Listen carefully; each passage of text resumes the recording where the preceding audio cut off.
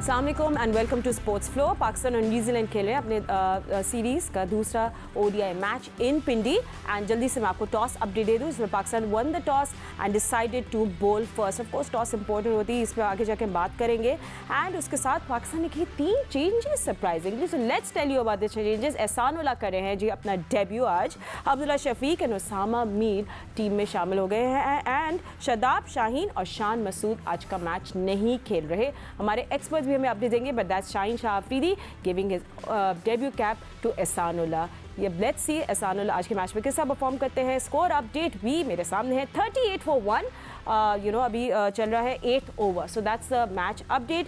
हमारे एक्सपर्ट्स हमारे साथ मौजूद है, सो जल्दी से उनको इंट्रोड्यूस कर लेती हूँ। जो पहले मेरे साथ स्टूडियो में मौजूद है senior sports journalist Abdul Majid Bhatti, former test cricketer Sikandar Bakht ने मुझे ज्वाइन किया है एंड हमारे साथ वीडियो कॉल पे है former test cricketer Abdul Razzaq and मेरे साथ वापस स्टूडियो में ही मौजूद है Syed Yahya Hussaini and telephone call पे हमें ज्वाइन किया है senior sports journalist Alia Rasheed ने। Thank you everybody for joining us. मगर थोड़ा सा अपडेट ये है कि थोड़ा मैच जो है बीच में 6 मिनट के लिए रोका गया, तो क्यों हुआ इसकी थोड़ी अपडेट हम आपको दे दें। भट्टी साहब थोड़ा एक्सप्लेन कर देंगे। भट्टी साहब क्या हुआ कि ग्राउंड से उनकी तरफ से प्रॉब्लम हो गई थी कि नई पिच थी, बट जो 30 यार्ड का सर्कल है वो चेंज नहीं किया गया, तो फिर वो मैनुअली कर रहे थे या कुछ मसला हो गया। कैन यू एक्सप्लेन एग्जैक्टली, क्योंकि सबको मालूम करना है कि क्यों हुआ ये डिले।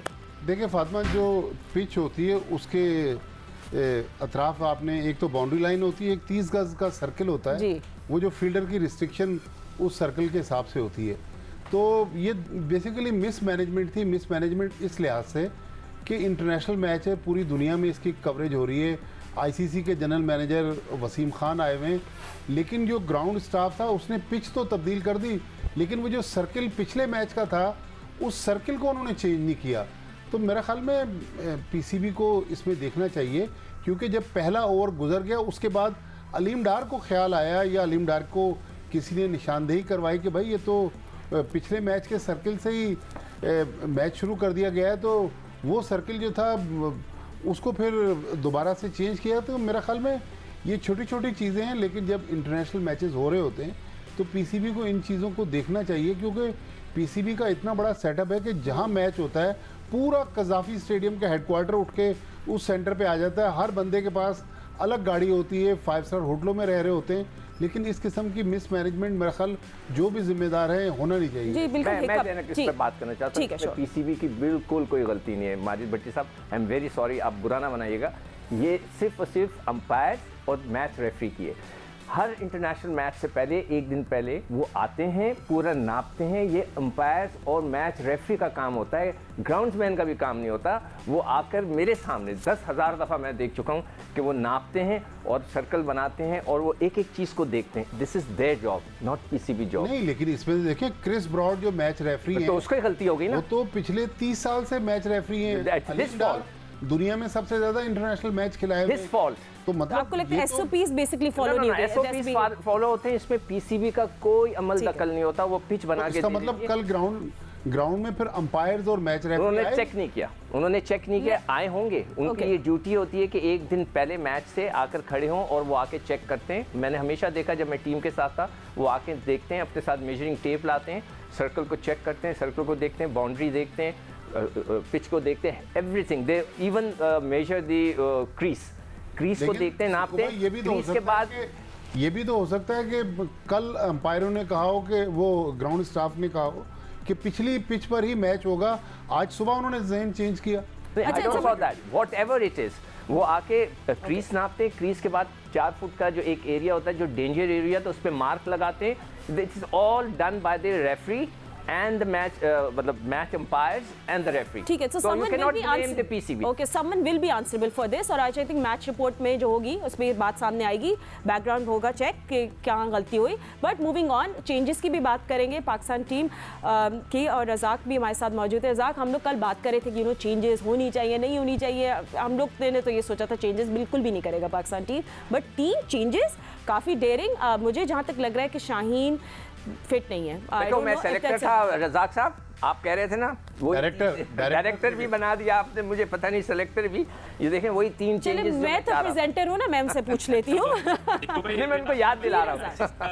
आईसीसी का रेफरी भी बना दिया है और अंपायर भी बना दी है और हर चीज आप उसमें इंफॉर्मेशन आपको आप भी क्रिकेटर हैं, आपको भी पता होना चाहिए कि ये होता है कि नहीं होता। आप बताएं, तो आप इनपुट देना कि आप जाते हैं।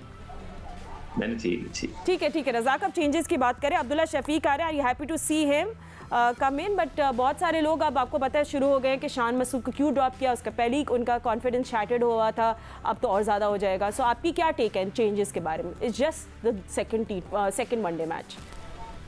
देखिए, पाकिस्तान के पास बेंच इतनी को अच्छी है, अगर चेंजिंग करते भी हैं तो कोई फर्क नहीं पड़ता। और उसामा मीर बड़ा अच्छा परफॉर्म करते आ रहे हैं, उन्होंने न्यूजीलैंड के खिलाफ भी बड़ी अच्छी बॉलिंग की पहले भी, और ये कि उनको अपॉर्चुनिटी मिली। और अब्दुल्ला शफीक ने प्रूव किया कि वो बड़े अच्छे बैट्समैन है। पर बात फिर वही आ जाती है बैटिंग ऑर्डर की, क्योंकि Shan Masood through out open करते आ रहे थे पिछले 2 साल से। उनको जो पहले सिलेक्टर थे उन्होंने उसको कहा कि जी आप 2 डाउन खेलें, मिडल ऑर्डर में खेलें। तो इस तरह की चीज़ें होती आ रही हैं। और बात यह है कि सैम यूब भी ओपनर थे, वो भी मिडल ऑर्डर में खेलना शुरू कर दिया। तो इस तरह की ये जो प्रॉब्लम नज़र आ रही हैं। अब जो प्लेयर परफॉर्म करता है वो कहता है कि जी ठीक है, जो नहीं करता वो कहता है मेरा बैटिंग ऑर्डर चेंज है। तो पाकिस्तान के पास बहुत ज़्यादा अपॉर्चुनिटी है, और अब ये कि इन प्लेयर को कैसे यूटिलाइज करना है, इनको कैसे प्लेयर बनाना है। अब अब्दुल्ला शफीक 1 डाउन खेलेंगे या बाबर आजम आएंगे या 2 डाउन खेलेंगे, ये तो उनका अपना है। पर ओवरऑल काफ़ी मिक्सअप हुआ है, काफ़ी अपॉर्चुनिटीज प्लेयरों के पास है।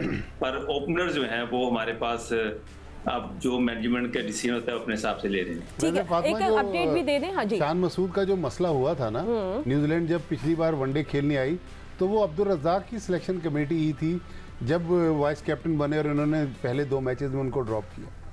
ठीक है, इसका हम अच्छा ठीक है। अब आपको एक और अपडेट ये देते कि हारिस सुहेल जो है वो अब तो ओडीआई सीरीज से आउट हो गए हैं। आपको जैसे पता है उनको शोल्डर इंजरी थी, बट वो नहीं रिकवर कर सके। So that's it. सो अभी ये हमारे पास अपडेट आ गई, तो हम हारिस सुहेल को बेसिकली ओडीआई सीरीज में नहीं देखेंगे। आलिया रशीद भी हमारे साथ मौजूद है। आलिया, अब मैच की कुछ और भी बातें करना चाहिए थी, बट क्योंकि अभी रज़ाक ने बात कर ली तो उसी से कनेक्टेड जो दोनों टीम्स में प्रॉब्लम्स है कि Pakistan and New Zealand is actually the middle order. They need someone जो जेल करके रखे इनिंग्स को। जैसे रज़ाक कह रहे, I think we have too many openers. हाँ बिल्कुल ऐसा ही है। आप देखिए ना, सारे 70% आपके पास ओपनर्स हैं, जिनको आपने 1 डाउन 2nd डाउन कहाँ खिलाना है, वो मुश्किल हो रही है इसी वजह से। लेकिन ये मैं बिल्कुल ऑनेस्टली कहूंगी कि शान के साथ ज्यादती है। वो बड़ा अच्छा प्लेयर है लिस्ट ए का, और ओडीआई में उनकी बड़ी अच्छी परफॉर्मेंस रही है। और एक ही मैच के बाद आप, एक ही अपॉर्चुनिटी मिस होने के बाद आप ड्रॉप कर दें तो दिस इज नॉट फेयर। अगर आप टीम बना ही रहे हैं, और देखिए वो भी तो अनकंफर्टेबल है ना, क्योंकि वो अपने नंबर पे नहीं खेल रहे। और ठीक है, रेड बॉल में वो बहुत अच्छे ओपनर के तौर पर खेलते रहे हैं, उन्होंने अपनी जगह बनाई थी। लेकिन वनडे व्हाइट बॉल में उन्होंने बड़ी मेहनत की इस पे आने के लिए वापस। तो थोड़ा सा मेरा ख्याल है उनको थोड़ा सा अलाउंस जरूर देना चाहिए। उसके अलावा फातिमा, एक चीज ये है कि जैसे देखिए रिजवान की इतनी शानदार परफॉर्मेंस जा रही है, एवरेज उनकी 65.33 अभी तक रही है, स्ट्राइक रेट 87.50, जो कि बेस्ट है टॉप 4 में पाकिस्तान की। तो जब वो 4थे नंबर पर खेल के सेट होकर इतने अच्छे एवरेज के साथ आपको दे रहे हैं स्कोर, तो आप उसको चेंज क्यों कर रहे हैं? फिर आप प्लेयर को, जो बंदा जहाँ सेटल्ड है कम से कम उसको वहाँ खेलने दें, और नीचे एक फिनिशर जो है उसको आप निकालें। आपने आगा सलमान जो है वो भी कल बड़े अनकंफर्टेबल नजर आए थे, आई होप कि आज अच्छा खेलेंगे। और उसामा मीर की बहुत खुशी है कि मैं समझती हूँ वो बड़ी अच्छी परफॉर्मेंस देते आए हैं। और शादाब जो है वो T20 के बहुत अच्छे बॉलर हैं। लेकिन देखें, अगर आपके पास ऑप्शंस हैं तो पाकिस्तान से बड़ी कोई चीज नहीं है। मेरा ख्याल है कि पाकिस्तान को जहाँ भी फायदा हो रहा है कि वनडे में आप उसामा मीर को चांस देते हैं, ये कोई जरूरी तो नहीं है ना कि हर तीनों फॉर्मेट में जो है वो एक ही टीम खेले।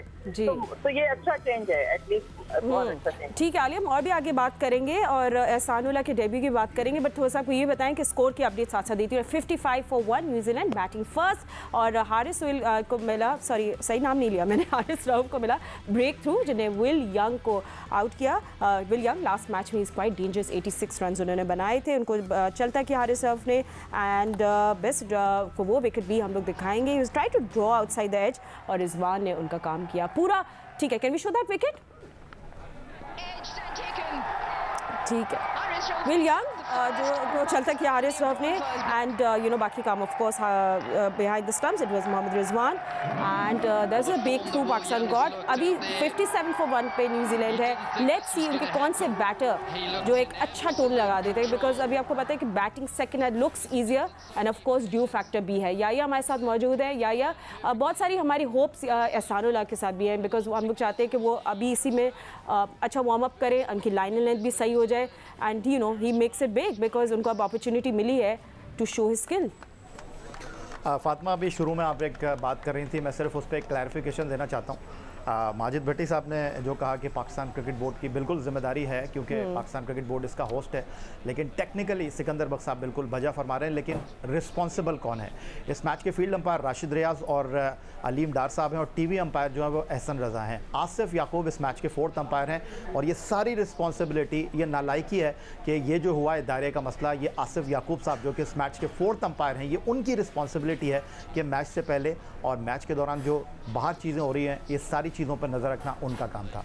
अब आज की चेंजेस के हवाले से जो आप बात कर रही हैं, देखें फातिमा, एक चीज़ बहुत वाज़ेह दिखाई दे रही है। शान जो है उनको आज आपने बाहर बिठाया है, उनको थोड़ा सा निगल भी था, उनको फिंगर में थोड़ा सा प्रॉब्लम था, और शायद उनको मेरा ख्याल है कि इसलिए टीम में शामिल नहीं किया गया। बट शादाब खान को मुझे वाज़ेह तौर पर लग रहा है कि शादाब खान जो है, मुझे ये कहने में कोई आर महसूस नहीं हो रही कि वो बच रहे हैं, और उनको वाज़ेह तौर पर ये लगा था कि जी जिस तरह उनकी पहले मैच में पिटाई हुई है कि इस पिच के ऊपर ना ही खेलो तो बेहतर है, वरना जिस टीम में रिजवान और बाबर अपनी जगह छोड़ने के लिए तैयार नहीं है, वहाँ कैसे हो सकता है कि शादाब जो है वो छोड़ दें। ऑन एंड ऑफ अगर आप शादाब को देखें तो पिछले 3 साल में पाकिस्तान ने जितने वनडे खेले हैं 18 के करीब, उसमें से 10 मैच सिर्फ शादाब खेल पाए। कहाँ वो इंजर्ड रहे हैं, कहीं उनके साथ कोई प्रॉब्लम हुआ है, इवन PSL में भी वो नहीं खेल पाए हैं। बाकी जो एहसानुल्लाह को आपने टीम में शामिल किया है, मेरा ख्याल है ये थोड़ा सा अनफेयर है उनके साथ भी, और मोहम्मद वसीम जूनियर के साथ भी। एक सीनियर प्रो आपके पास मौजूद है और आप वर्ल्ड कप के लिए कॉन्टेस्ट कर रहे हैं, आप वर्ल्ड कप के लिए टीम बना रहे हैं। मैं एहसानुल्लाह के यहाँ पर बिल्कुल ख़िलाफ़ नहीं हूँ, लेकिन आप यहाँ पर एहसानुल्लाह को जो है वो अहमियत दे रहे हैं वसीम जूनियर के ऊपर। पहले आपने वसीम जूनियर को T20 टीम से बाहर किया, वो वर्ल्ड कप खेल कर आए हैं, अब आपने एहसानुल्लाह को। तो आप ये क्या मैसेज देना चाह रहे हैं कि जी जो चमकेगा हम उसको उसकी चमक से मुतासर हो जाएंगे? अगर आप शाहीन को नहीं खिला रहे थे तो फिर आपको वसीम जूनियर के साथ जाना चाहिए था, या तो फिर आप हारिस को भी ड्रॉप करते और उनकी जगह आप एहसानुल्लाह को टीम में शामिल करते। तो यहाँ पर आधा तीतर आधा बटेर है। सिर्फ यही बात है कि सिर्फ रिजवान और बाबर के अलावा इस टीम में सबकी जगह जो है वो पक्की नहीं है, और कोई कभी भी इस टीम में से आउट हो सकता है। इंटरेस्टिंगली रिजवान का बड़ा मुझे like ODI is his format, बड़ा अच्छा प्रोग्रेस करे वो ODI में, so I don't see him going anywhere and he shouldn't, he is been averaging very good. But yeah let's go come back to changes. याया कह रहे हैं Wasim junior को तरजीह देनी चाहिए थी, हमें एहसानुल्लाह को T20s नहीं खिलाए क्योंकि वनडे का वेट कर रहे थे, so there is some confusion. अभी और भी मैचेस हैं, right? So there is no I don't see any problem, but do you see any problem? नहीं, देखिए जो मैंने टीम बना के दी थी वो प्रोड्यूसर साहब के पास पड़ी हुई होगी, इसमें मैंने शान को रखा था, मगर जो याया बात कर रहे हैं बिल्कुल सही कह रहे हैं, मैंने उनकी 2 उंगलियों को जुड़ी हुई देखी थी, तो इसका मतलब है कि चोट जब ज़्यादा होती है तो दोनों को जोड़ देते हैं टेप लगाकर, ताकि उस मूवमेंट, तो उनको खेलना ही नहीं चाहिए था। अगर उनकी इंजरी थी, you have to be honest with the team, honest with your country, honest with yourself, कि आप उनको मना करते कि जी मेरी इंजरी हुई है, फील्डिंग में हो जाती है, वो ऐसी नहीं। अभी देखें ना हारिस सोहेल बाहर हो गए, तो इस तरह हो जाता है, तो आपको कह देना चाहिए था। वो मेरे ख्याल से उसकी फिटनेस की बात है। बाकी टीम के सिलेक्शन में मेरे पास वसीम थे, एहसानुल्लाह थे और हारिस रऊफ थे इस टीम में। उसमें जो है नसीम शाह आ गए हैं, वसीम नहीं आया। जो उसामा मीर भी मेरी टीम में था, वो भी आज के मैच के लिए था, वो यही मैंने बताया। जो ओनली थिंग देखें, रिजवान सेट, बाबर सेट, हमारे स्टार हैं, हमें क्या बनाना है उनके बाद जब वो फेल हो जाते हैं। जैसे कि एशिया कप में बाबर ने सिर्फ 68 रन बनाए थे, फेल हो गए थे। वर्ल्ड कप में 127 रन, वहाँ पर भी वो कामयाब नहीं हुए। तो नीचे वालों को हमने बनाना है, मजबूत करना है। तो मैं ये चाहूँगा Babar and the new Rizwan, आपने रिजवान और बाबर थोड़ा सा नीचे हो जाएं, ठीक है, अब्दुल्ला को ऊपर कर दें 1 डाउन, और आगा सलमान को खिला के देख लेना। आप उनको देखें तो वो हैं क्या, अगर वो इस काबिल हैं तो टीम के साथ लेके जाएं, अगर नहीं है आप ऊपर खेलें चौथे नंबर पे, अगर फेल हो जाते हैं तो फारिग करें। ठीक है, फिर बैटिंग ऑर्डर हम लोग अब्दुल रज़ाक से भी पूछेंगे। अब्दुल माजिद भट्टी भी हमारे साथ मौजूद है, but we have to take a short break and we are talking about the next Babar and the next Rizwan. Can Abdullah Shafique be the one? Will find out after a short break. Stay with us. Welcome back after the break. In case you have just joined us, आपको update दे दे, Pakistan New Zealand के दरमियान second ODI match पिंडी में जारी है। पाकिस्तान ने toss जीत के पहले बॉलिंग करने का फैसला किया।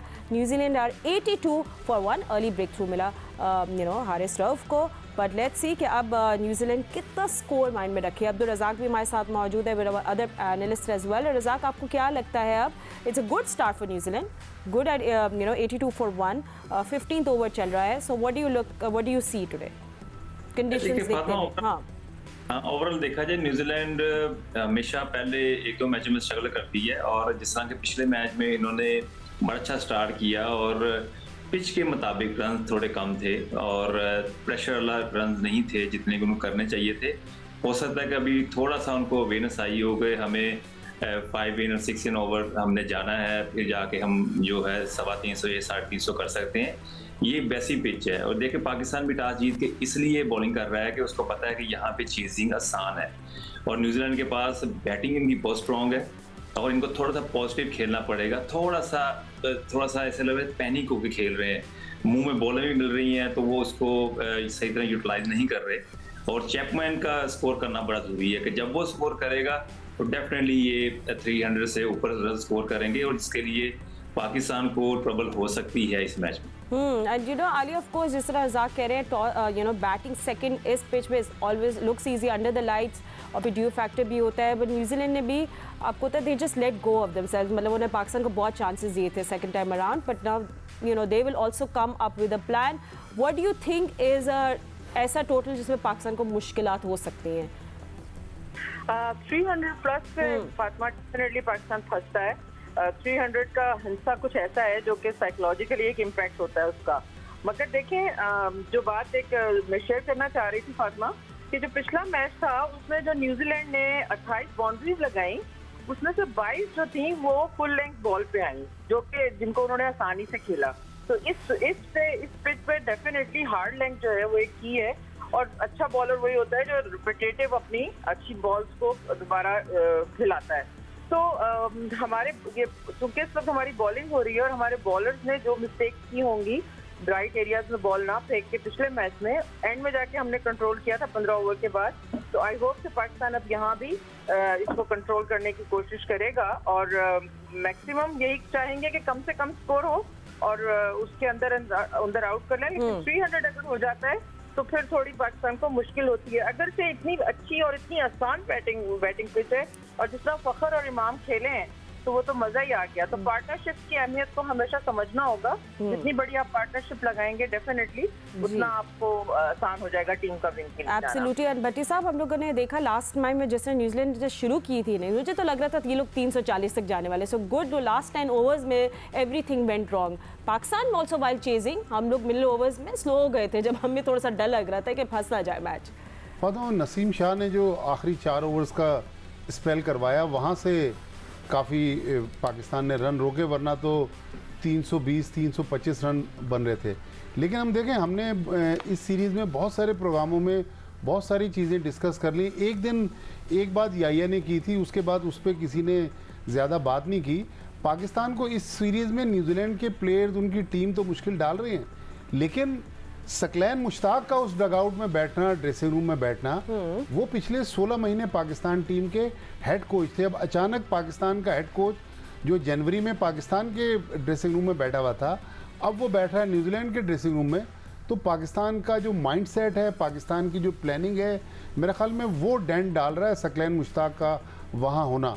क्योंकि सकलैन मुश्ताक को एक इनकी बॉडी लैंग्वेज पता होगी कि अब सिचुएशन ये है, ये प्लेयर ये करेगा या इस प्लेयर के साथ इस तरह खेलना चाहिए। तो सकलैन मुश्ताक का उस तरफ होना, ये मेरे ख्याल में पाकिस्तान टीम के लिए इस सीरीज़ में मुश्किल डाल रहा है। वरना न्यूजीलैंड के 9 प्लेयर्स के ना होने के बाद तो पाकिस्तान को ये सीरीज़ T20 भी आसानी से जीतना चाहिए थी।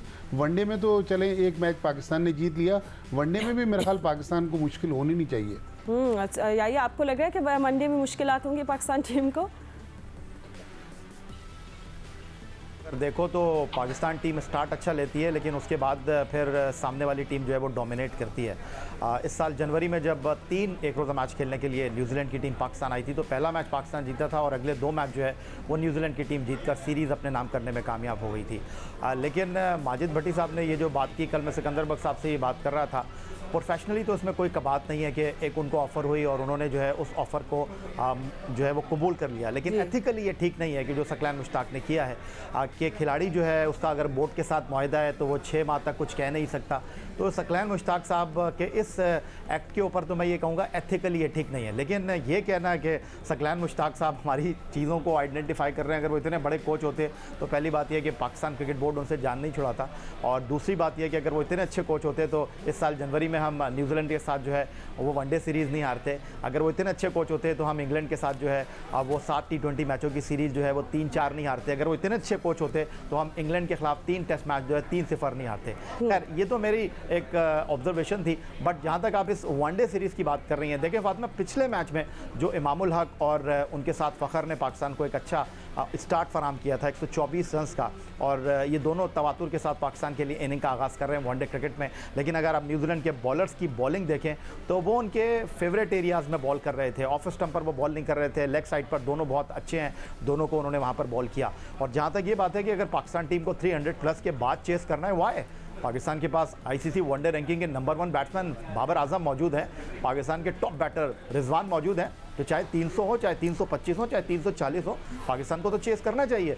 बाबर आजम को सिंगल हैंडेड पाकिस्तान को मैच जिताना चाहिए, किस बात का डर है? फिर आपके पास फ़खर जमान है, अच्छी फॉर्म में इमामुल हक है, व्हाई नॉट? आपके पास top batsman, no why not, we love a daring score, why not, हम ब्रिंग इट ऑन करके दिखाएंगे। बट या सिको, ये जो बाकी मुझे, मैं से आपको पहले से वार्निंग करी, will talk about this later because उसमें थोड़ा सा करंट मैच में वापस आ जाए, वो भी बात कर ले। और जो डेंट भी आप कह रहे हैं कि सकलैन मुश्ताक जो गुर बता रहे होंगे तो डेंट पड़ जाएगा पाकिस्तान, चले आप वो भी बात कर ले जल्दी से। मैं बोल रहा हूं मैच जितनी बातें याया ने की मैं उसको सेकंड कर रहा हूं, ठीक है, कि अगर वो इतने अक्लमंद होते तो पाकिस्तान, इसका मतलब है कि जो चीजें न्यूजीलैंडर्स को बता रहे हैं वो फौरन पिक कर रहे हैं, वो जो हमें बता रहे थे हमारे लड़कों को वो कोई भी नहीं पिक कर रहा। एंड सिको एथिक्स का आई काइंड ऑफ चैलेंज है बिकॉज़ फ्रैंचाइज क्रिकेट और इसमें तो हम देखते आ रहे हैं ना कि कोचेस इधर से उधर होते हैं। सकलैन मुश्ताक का रिकॉर्ड तो उठा के देखें ना एज ए पाकिस्तान कोच, ठीक है। सकलैन मुश्ताक ने आपको एशिया कप का फाइनल खिलाया, वर्ल्ड कप का फाइनल खिलाया, ऑस्ट्रेलिया के खिलाफ होम सीरीज में उनका रिजल्ट देख लें, ऑस्ट्रेलिया के खिलाफ हमने वनडे सीरीज 2-1 से जीती, वेस्ट इंडीज को 3-0 हराया, नेदरलैंड को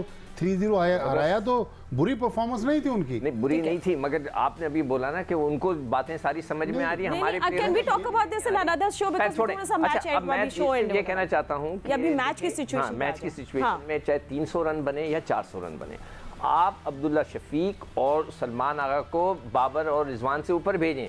हमें पता होना चाहिए, देखें ना, एक का तो पता लग गया हारिस सुहेल अनफिट हैं, चले गए, फारिग हो गए। हमें अब एहसानुल्लाह का पता चल रहा है कि अच्छा मैच खेल रहा है, नर्वस हो रहा है, he is nervous, is not bowling to a proper line, इसकी स्विंग खत्म हो गई है, बाउंस खत्म हो गया है। तो we have to find out about the players. World cup पे ले जाने से पहले इनको आप खिलाकर देख लें। इसलिए मैं समझता हूँ कि इफ्तिखार यहाँ पे मिसिंग है। मिडिल ऑर्डर में इफ्तिखार को भी एक आधा मैच देना चाहिए था, वो ज्यादती हुई है उसके साथ। तो मेरी सिर्फ ये कहना है कि बिल्कुल बाबर और रिजवान थोड़ा नीचे आ जाएं, इनको खेलने दें। ठीक है भाई, आप बोलें जाओ करके दिखाओ, ताकि अगर आप अच्छे हैं तो हम आपको वर्ल्ड कप में ले जाएं। भाई ये होना चाहिए ना क्राइटेरिया। हम लोग क्योंकि साथ साथ मैच भी देख रहे हैं, 88 for 1 है रज़ाक का इस वक्त न्यूजीलैंड का स्कोर। आपके बॉलर्स हैं, अभी क्या एडवाइस देनी चाहिए कैप्टन को? आपको पता, आपको और अभी विकेट्स नहीं मिले, you desperately need a wicket, तो क्या मैजिक करना चाहिए बाबर को? किसको आके बॉलिंग करनी चाहिए? And what kind to bowling should Ehsanullah do, क्योंकि उनके तो अभी डेब्यू है ओडीआई में। किससे पूछा? देखिए फातिमा, ओवरऑल नसीम शाह से इनको सीखना चाहिए, जिस तरह की लेंथ पे बॉलिंग कर रहा है। ये पिच डेड पिच है, इसमें आप विकेट लेने के लिए कोशिश करते हैं तो आपका बॉल मुंह में गिरता है, तो इससे रन आते हैं। तो न्यूजीलैंड के जो बैटर हैं वो बिल्कुल स्टडी क्रिकेट खेलते हैं। इनको ये होता है कि थोड़ा सा बॉल पीछे गिर गया तो ये फौरन अपने बैट को डेड कर लेते हैं, उसको इम्प्रोवाइज नहीं करते। इनको अच्छे बॉल को बैट बॉल बनाना नहीं आता। यहाँ पे वो थोड़ा सा लैग कर रहे हैं। पर जिस तरह की नसीम शाह बॉलिंग कर रही है, इसी लेंथ पे ही बॉलिंग करनी चाहिए इनको, क्योंकि यहाँ पिच में कुछ भी नहीं है। अगर देखा जाए, अगर सेकंड बॉलिंग आती है तो वहां पे बहुत स्किट होता है, बल्ले पे आता है तो और पेस बढ़ जाती है रन्स करने की। इसलिए पाकिस्तान को सेकंड बैटिंग में बड़ी आसानी हो रही है। नॉर्मली अगर देखा जाए किसी भी जगह पे आप चले जाएं तो 280 या 90 स्कोर करना चेजिंग में हमेशा मुश्किल क्रिएट करता है कि वहां पे टॉस जीत के प्रेफर करता है कि पहले बैटिंग कर ले। तो यहाँ सिचुएशन डिफरेंट है, जिस लेंथ पे नसीम शाह बॉलिंग कर रहे हैं उसी लेंथ पे कर रहे हैं और खिंचे हुई लेंथ पे बॉलिंग करते रहे, जिससे न्यूजीलैंड को काफी प्रॉब्लम हुई। और रज़ाक वैसे मैं आपसे जरूर इस बारे में बात करें, जैसे नसीम शाह आए थे शुरू में, वो बहुत रॉ थे, you know all over the place, जिस तरह उन्होंने अपने आप को पॉलिश किया और अब वो इतनी एक्यूरेट बॉलिंग करे, इतने कॉम्पैक्ट लाइन ने देख के बहुत अच्छा लग रहा है जितनी उन्होंने अपने आप पे मेहनत की है। Too good to see him like that. देखिए नसीम शाह की अगर बात करते हैं, ये बॉलिंग जो है ना ये बड़ा मुश्किल काम है, बड़ी मुश्किल फील्ड है। इसमें अपने आप को डिसिप्लिन रखना, अपनी फिटनेस को आपको मार्क रखना, अपने आप को मेंटली तौर पे स्ट्रांग रखना, ये बड़ा ज़रूरी है। हमारी ये प्रॉब्लम होती है जब थोड़ा सा हमारी परफॉर्मेंस होती है हम रिलैक्स हो जाते हैं। अगर आपका एक एम होना चाहिए कि आपने वर्ल्ड में नंबर 1 बॉलर बनना है तो उसके लिए मेहनत करनी पड़ती है। हमारी ये मेहनत नहीं करते, इसलिए इनका ग्राफ नीचे गिर जाता है। ठीक है, he was definitely very crisp. Let's see आज क्या होता है मैच का। ऑफ कोर्स हमारी eyes will be on the match, हम आपको मिलेंगे कल पोस्ट मैच शो में। माय एनालिस्ट आप सबका बहुत शुक्रिया। Thank you all for joining us. We'll see you tomorrow and good luck team Pakistan. अल्लाह हाफिज़।